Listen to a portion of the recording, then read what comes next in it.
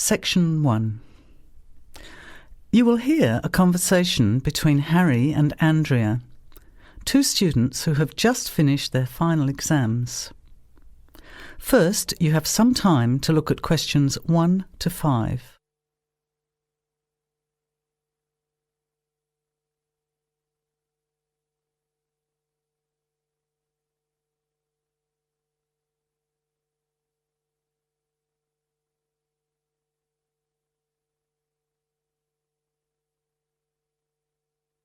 Notice that an example has been done for you. This time only, the conversation relating to the example will be played first. Hi Andrea, how are you feeling now that exams are over? It's fantastic to have finished, isn't it? And to sleep in every morning. What about you? The student is happy to have finished exams, so you circle B. Now, let's begin. Answer the questions as you listen. You will not hear the recording a second time. Listen carefully to the conversation and answer questions 1 to 5. Hi Andrea, how are you feeling now that exams are over? It's fantastic to have finished, isn't it? And to sleep in every morning. What about you? Well, I've been catching up on sleep too, but I've got a lot to do before I leave for England. Perhaps you could give me some advice. I've got a lot of things I can't possibly take back with me, but I don't know what to do with them. Well, it depends on what sort of things they are and whether you're thinking of giving them away or selling them. Well, almost everything. Furniture, the fridge and other kitchen stuff that I bought from the previous tenant. But the new people have already got what they need, so they're not interested in buying stuff from me. I can't afford to give it away, but I'm not sure how to sell it all. Oh, and there are some clothes and books as well. Why can't you take them?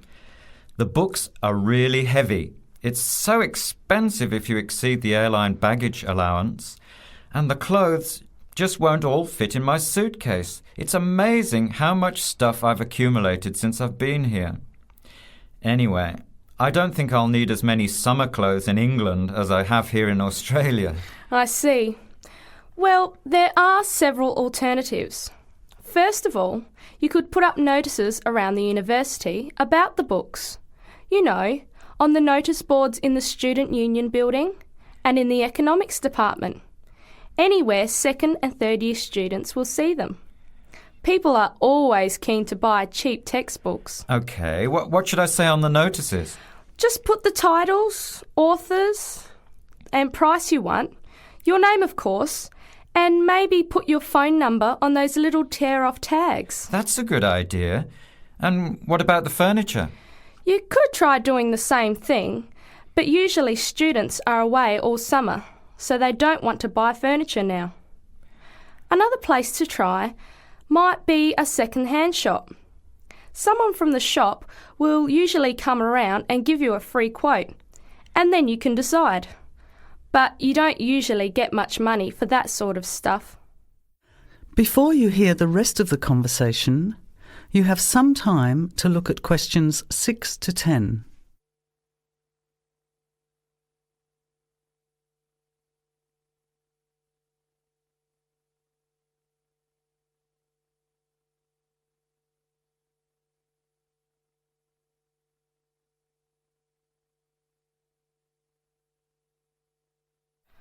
Another alternative is to put an advertisement in the Trading Post. Do you know that paper? It comes out every week advertising things people want to sell. You have to pay to put the advert in and then hope people phone. Give them as much information as possible, and if they're interested, invite them to come and have a look. The hard part is agreeing on a price. No, I haven't seen the Trading Post. But I should have a look at it, and I could advertise the fridge, the microwave and the furniture. But the kitchen stuff isn't really that good. You know, old cutlery, a few pots and pans and some plates and things. What shall I do with them? Well, another option is to donate the kitchen things to a charity shop. You know, like the Salvation Army or St. Vincent de Paul? Why don't you get a second-hand shop to give you a quote first? Yes, I could do that. Find out how much they'll give me and then decide whether to sell them or give them away. But I've still got the clothes. A charity shop will take them too, as long as they're in good condition. And even though you don't get any money, at least you know that someone who really deserves some help has benefited. That's a good point. I'll advertise the expensive stuff, the furniture, and donate the clothes and kitchen stuff. Let's go and buy a trading post and you can help me write the advert. Well, actually, I'm interested in buying the fridge and the microwave, depending on the price, of course. OK, let's see how good you are at bargaining. That is the end of section 1. You have half a minute to check your answers.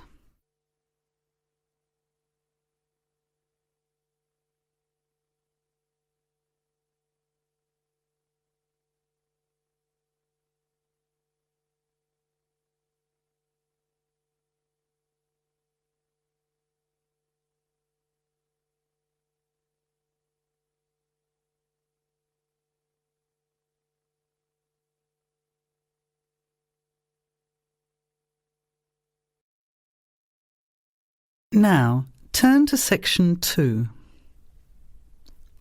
Section 2. You will hear a phone conversation giving information about a health and fitness centre. Before you hear the talk, you have some time to look at questions 11 to 16.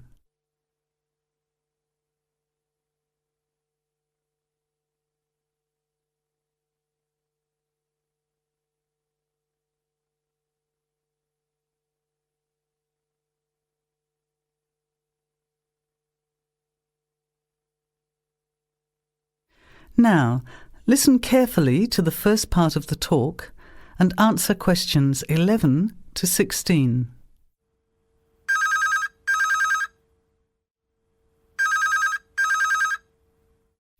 Hello? Hello, is that Ms. Heidi Jones? Yes? Good morning, Ms. Jones. I'd like to take a few minutes of your time to tell you about the Seven Oaks Health and Fitness Centre, which is in your suburb. Would that be convenient? OK. Well, the centre's not far from you. It's on the corner of Marion Street and Giles Street and has a large car park. It's open every day of the week, opening on weekdays at 6 a.m. and at 9 a.m. at the weekend. It closes at 9:30 p.m. Monday to Friday and on Saturday at 4 p.m. and Sunday at 2 p.m. We also have childcare Monday to Saturday from 9 in the morning until midday for a small extra charge, so you can leave your children in safe hands while you attend one of our classes, or perhaps have a swim, or if you just want to relax in the spa and sauna or steam room.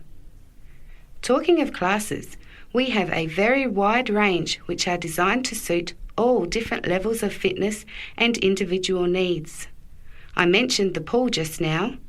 Well, in addition to swimming laps or just relaxing, we also offer aqua aerobic classes, which are 45-minute classes that use the therapeutic effects of water. This provides a very safe and effective exercise and is suitable for all fitness levels, as well as being a lot of fun. Many people who haven't been exercising for a while start in the aqua classes, as do people who need to take care after hospital surgery, for example. These classes are very popular and are scheduled every weekday, Monday to Friday, and on Saturday afternoon and Sunday morning. Another very popular activity in the pool area is learning to swim, and these swimming classes are held at 4 p.m. every weekday and in the mornings at the weekend. By the way, they're open to both adults and children of any age. Before the talk continues, you have some time to look at questions 17 to 20.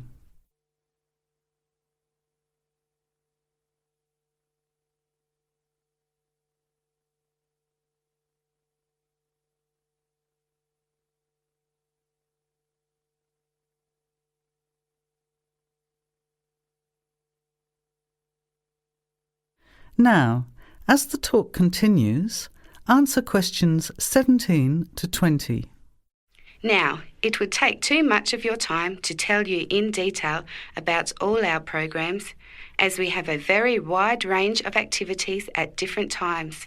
However, I'll just outline some of them. Our super circuit classes are extremely popular, and you get a good aerobic workout while toning your muscles. They're easy to learn, as you combine using hydraulic equipment with exercises guaranteed to give you a good cardio workout. The teachers are very good and there's a fun atmosphere. And the classes are very effective in assisting weight loss, relieving stress, lowering blood pressure and generally increasing fitness. Oh, and I haven't mentioned our range of aerobic and step classes of different types which suit all levels. Our specially designed aerobics room holds over 55 people, and our highly qualified and trained staff can advise you as to which class might suit you. We are inviting you to a free 1-week trial period when you can come and try any of the classes or activities before you make the decision to join.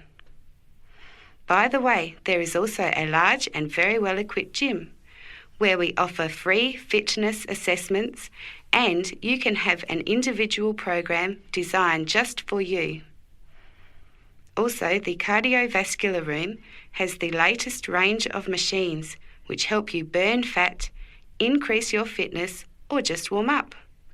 They're very popular, as you can forget all about the calorie burning by watching your favourite music videos on TV while you exercise. Right now, we have a very special new member joining fee offer, which allows 2 memberships for the price of 1, a real bargain. So if you can, bring along a friend who'd like to get fit as well in time for summer. Come along and try us out. You can meet the staff. Try out some of the classes for a week, absolutely free. And then, if you like us, sign up for only $110 each for 6 months. Thanks for taking the time to learn about the centre, and I hope we'll see you there soon, Heidi. I'll put one of our brochures in the mail for you right now. Bye for now. That is the end of section 2. You have half a minute to check your answers.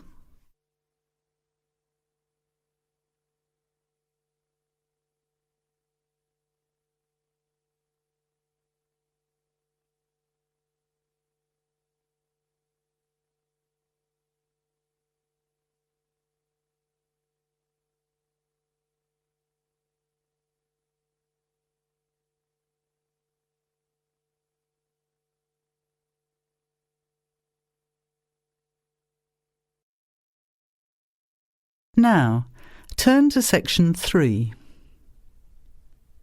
Section 3. You will hear 2 business studies students, Evelyn and Mark, preparing for a seminar presentation. Before you hear the conversation, you have some time to look at questions 21 to 25.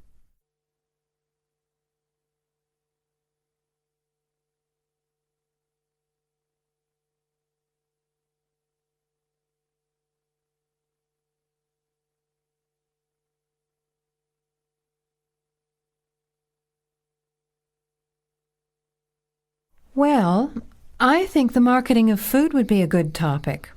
I read a very interesting article the other day about the Canadian food market. I suppose everybody's interested in food, even if it's trying not to eat. Why Canada? I know that's where you come from, but isn't it just all North America, really? No, that's why I thought this article was interesting. Although lots of U.S. companies are well established in Canada, and vice versa, there are still subtle differences between the 2 markets. It says here, the Canadian market is definitely not a northern clone of the U.S. I like that. And it says that if you understand these differences, it can have a big impact on successful food marketing. So I know that Canada has a big French-speaking population in Quebec. Is this what they're referring to? Not only French and English speakers, there are many different ethnic groups in Canada. It's really quite multicultural. For example, Toronto has large Asian and Italian populations, and Vancouver's got a large Asian population too. And because Canada's population is small, these groups make quite an impact, introducing new styles of cooking. So you can see lots of unfamiliar vegetables and things in the markets, and new restaurants are opening every day. It's great if you love trying out new foods, as many people do. Which kinds of food are becoming popular?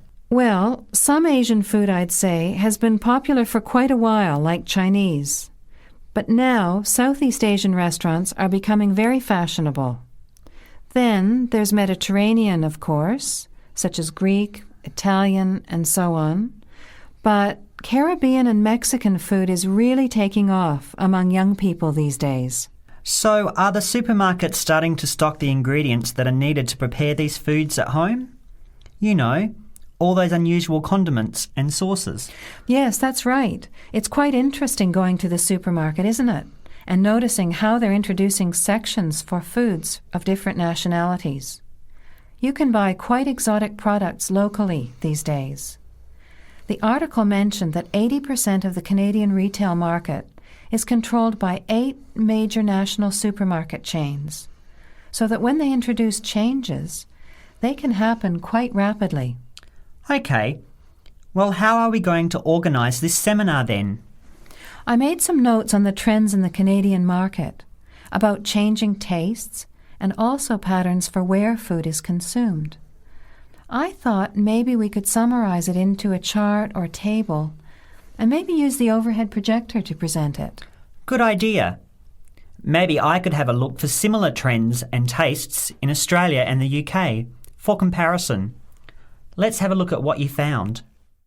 Before the conversation continues, you have some time to look at questions 26 to 30.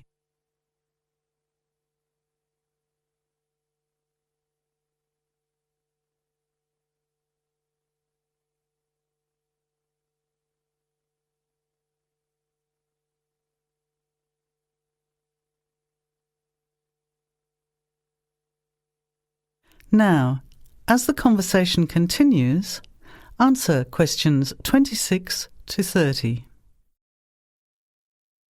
The most significant trend, it seemed to me, was that Canadians are definitely interested in healthy food.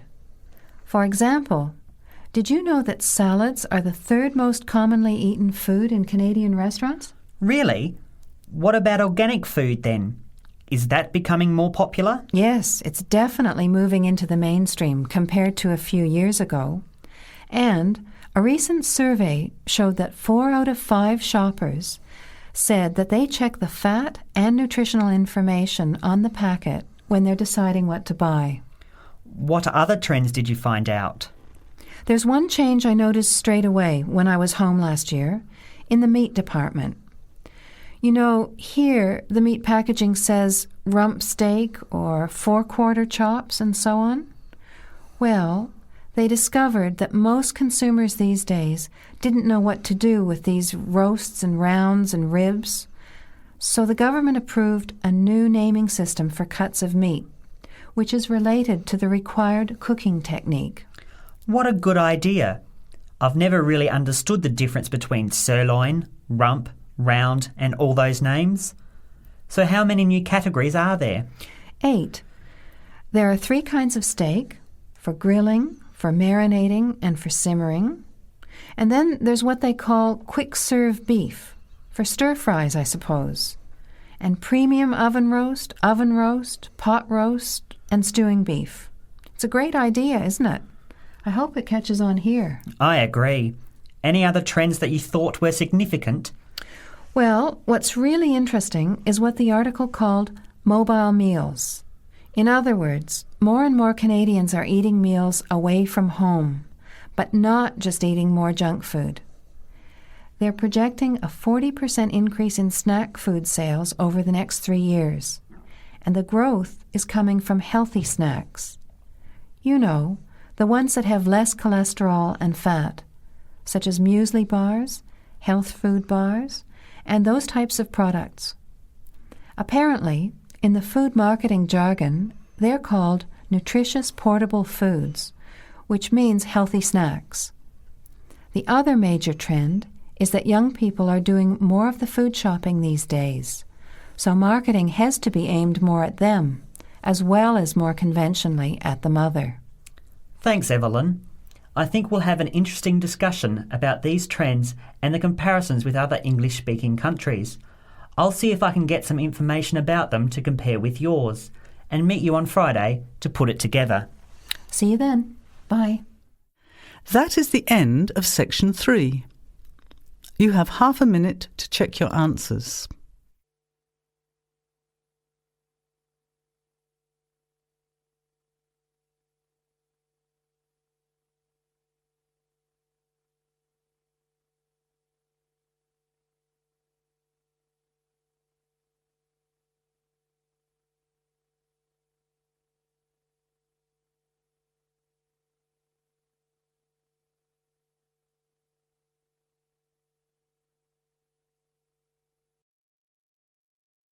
Now, turn to section 4. Section 4. You will hear a talk given by Dr. Miranda James. First, you have some time to look at questions 31 to 35.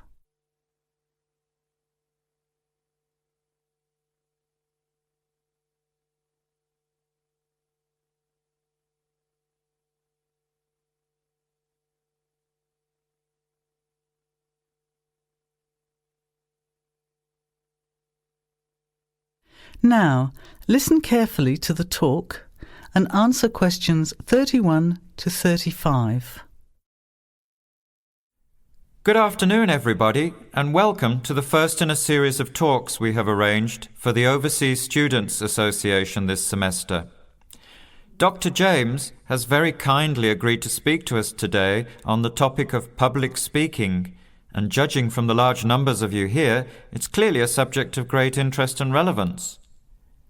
Dr. James. Hello.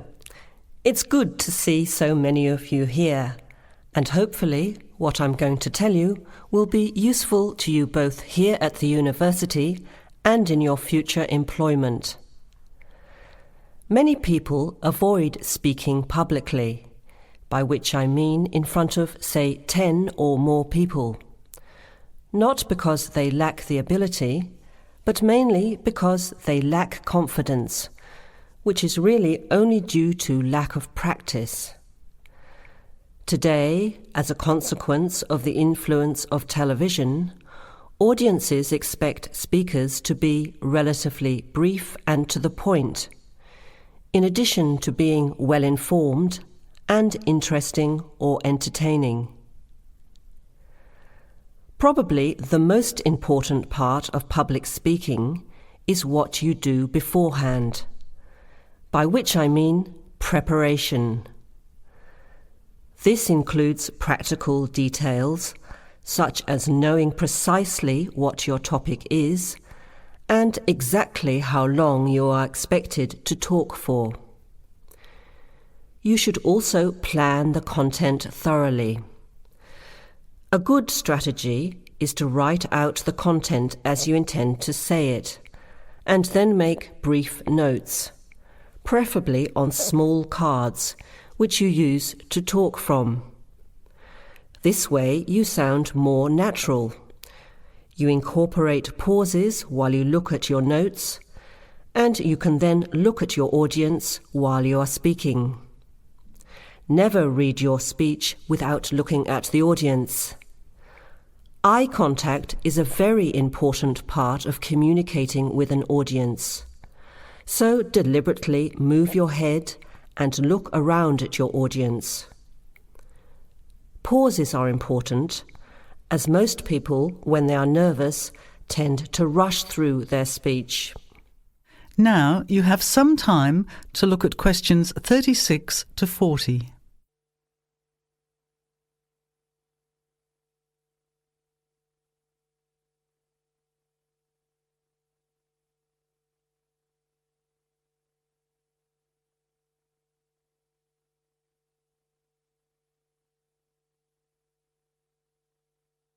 Now listen and answer questions 36 to 40. Practice speaking slowly. This gives you more time to pronounce your words correctly. It's always easier for your audience to listen to someone whose speaking is clear and calmly paced, so that they can understand the ideas being explained. And the bigger the group, the more slowly you should speak. Remember to project your voice, speaking clearly to the person furthest away from you. It's a good idea to rehearse and record yourself. Pay attention to your intonation when you listen to yourself. It's even harder if you're speaking in a second language, I would imagine. But there's nothing worse than listening to a flat, monotonous voice. So try to vary your tone and rhythm. This will add meaning to your words. Lastly, pay attention to both your posture and your gestures. A confident person stands or sits in a small group with their head up, chin out, and shoulders back. Try to avoid scratching or fiddling with your hair or beard, or pens, jewellery, and so on. These movements can distract and irritate your audience. Yet you may be unaware of them yourself. Another reason for rehearsing, preferably with feedback from a friend, or better still, on video. I hope these few tips will make your experience of speaking in public a little easier. Remember, practice makes perfect. That is the end of section 4. You now have half a minute to check your answers.